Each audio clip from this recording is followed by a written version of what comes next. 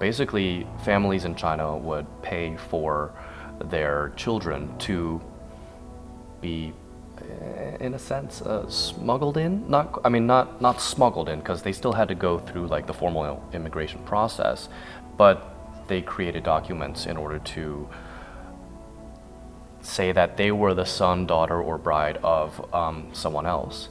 And then that way they could go to America for the opportunity for a new life, to escape famine in China, to escape poverty. By the way, I had no idea, virtually no idea of this history before reading this play, like, period. And then when I read it, I was like, oh wow. I was never taught, this is not in our curriculum. Yes.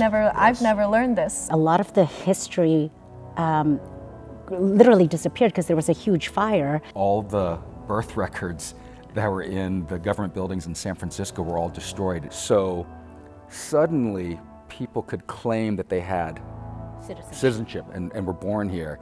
And so a lot of these Chinese who were here were claiming to be citizens, and then they would bring in people from China and were calling them their children, their sons.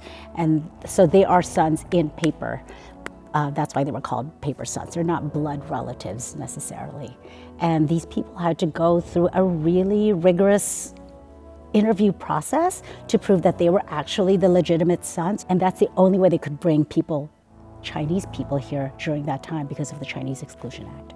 If you look at the storyline of the play and how these different generations come together and as a unit, they're paper sons, but they become a family.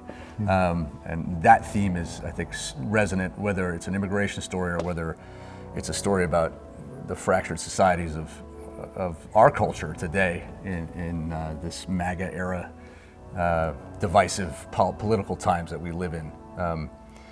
So I think that it is a universal theme, that we have the right to choose the people that we can call family, even if they were blood relatives or not. I think it happens, in this case, out of need, and also out of joy and love and care for each other.